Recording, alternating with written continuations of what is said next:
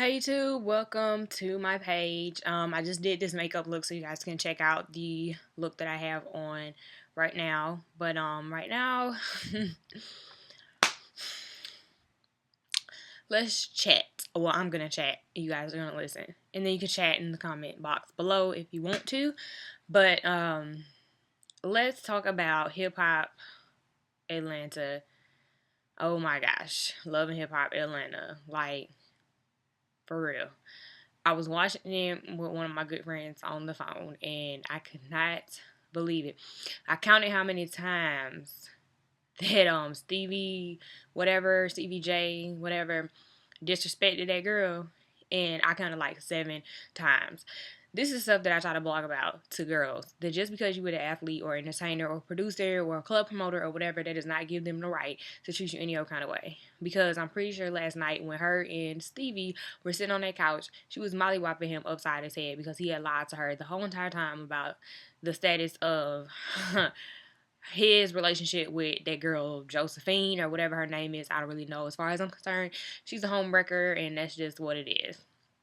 First off, you was together with somebody for 15 years and you don't have no ring, no nothing but a child to show for it. Children are blessings from God. I am fully aware of that.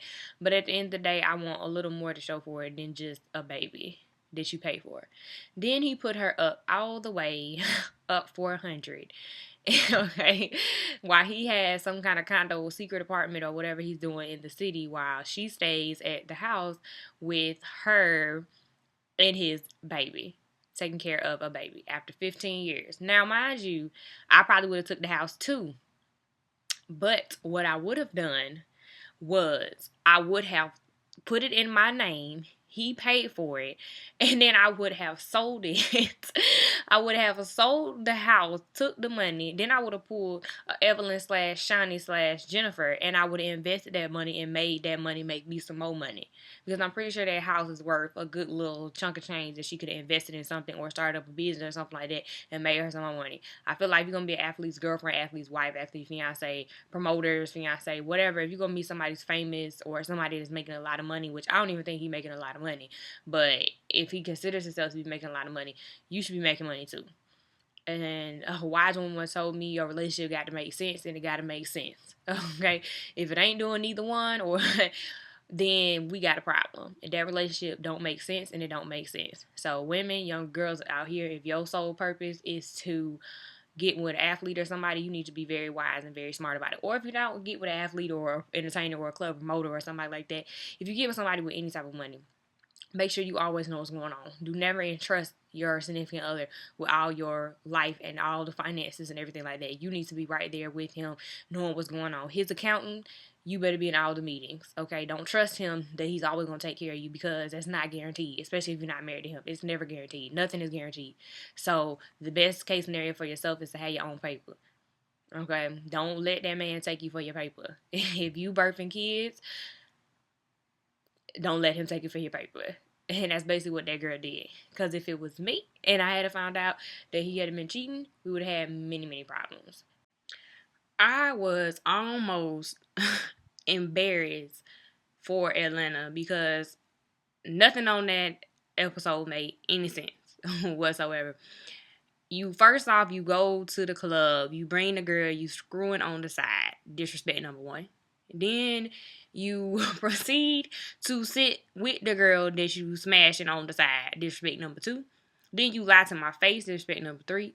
Then you leave with her. Disrespect number four. Then you get in a car with her when we supposed to be talking. Disrespect number five.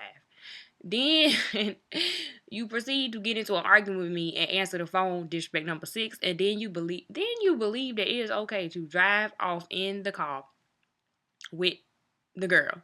Disrespect number 7. That's why I said in the beginning, he disrespected her 7 times. It probably was a little more than 7 times, but I gave him the top disrespects that I feel like. And as women, we need to learn how to hold our own ground, because there is no way I should be watching them being in a relationship the next week, because in reality, they just don't go down like that. Then we have the other cast member, Kate Michelle, which my heart totally goes out to her, because as women, we all go through stuff, breakup and makeups and breakups and hardships and more breakups and more hardships with different men. And it's it's sad that that happened to her, because putting your hands on a female is never okay. Whether you call it restraining, whether you call it I'm trying to take something from you, whether you just outright punch me in my face, whatever, that's never okay. I have a younger brother, and I have always taught him, you diffuse the situation, you never antagonize the situation. My daddy has always instilled in all of us that's not okay.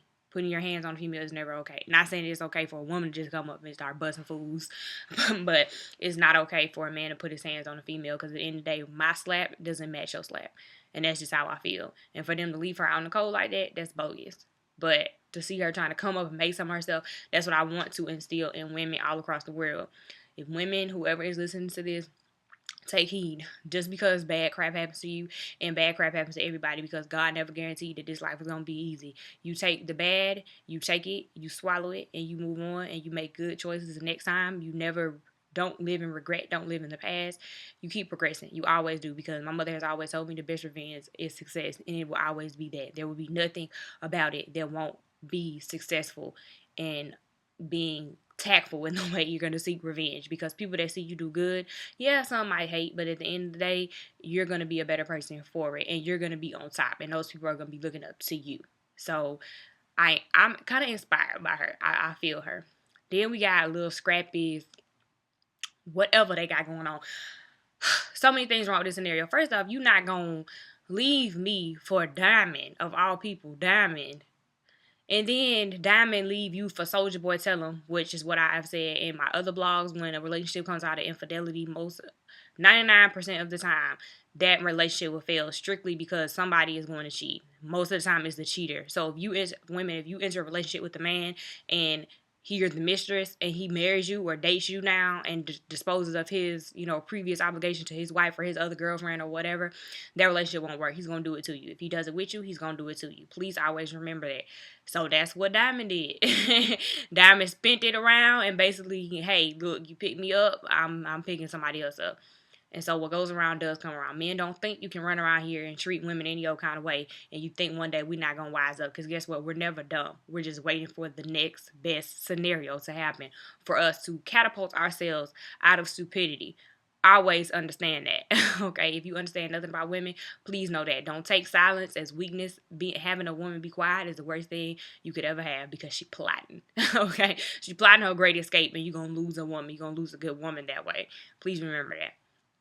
But that relationship is a mess, because you're not gonna leave me and then think you're going to come back after she dumps you, and then you want all this love and affection. What's funny is men really do love affection, no matter how hard they try to act. Men really do love affection, and I'm not that affectionate. It's something I'm working on, and I'm not in a relationship anymore, and maybe I will find that guy that will make me just want to melt all over him. But right now I haven't found that, and it's not a bad thing.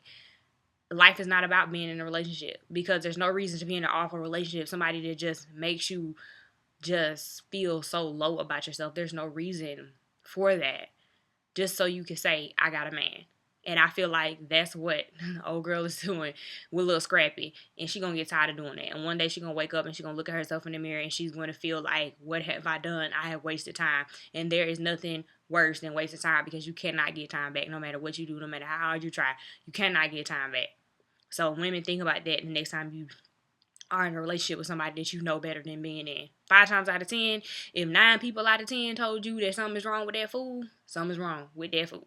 Once again, a relationship got to make sense, and it got to make sense. I say that statement, and I now live by that statement.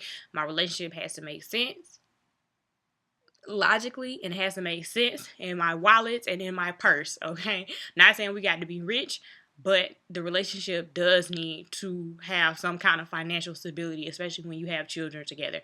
Please don't let a man run you into the ground when it comes to money, because you need money. At the end of the day, you need money. Not saying you got to be rich and, have racks on racks on racks, or be Oprah rich. Oprah, I love you, by the way.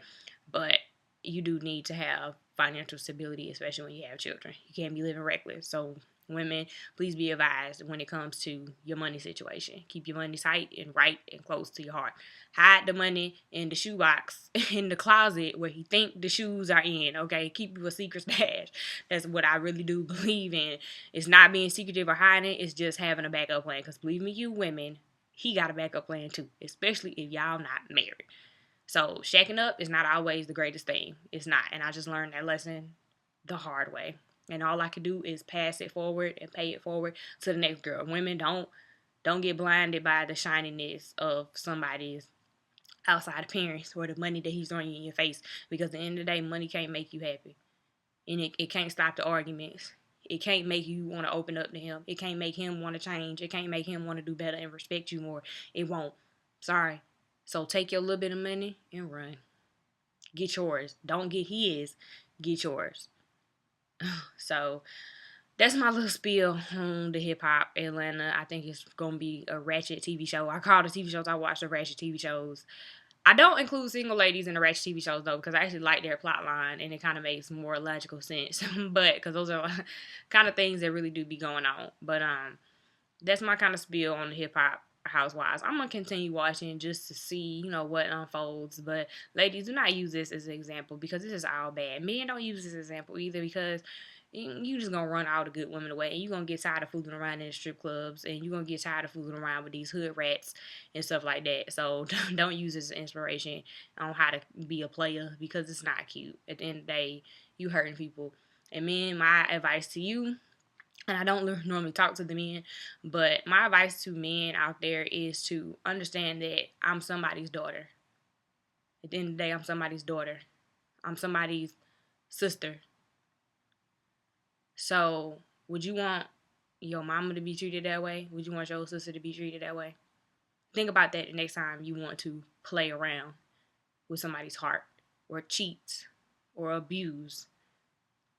Think about your daughter, your sister, because I'm somebody's daughter.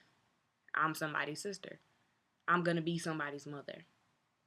So, think about that. And ladies, think about this.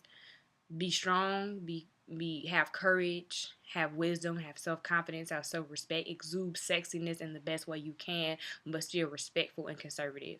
Be great and do not let no man take you for any of that or let no man take you for your paper.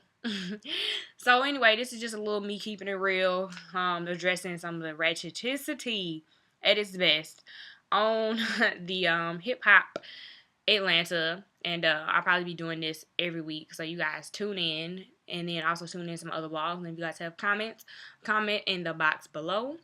I would love to hear what you guys have to say, and let's start a convo. And don't forget to subscribe. Okay, see you guys later, YouTube. Bye.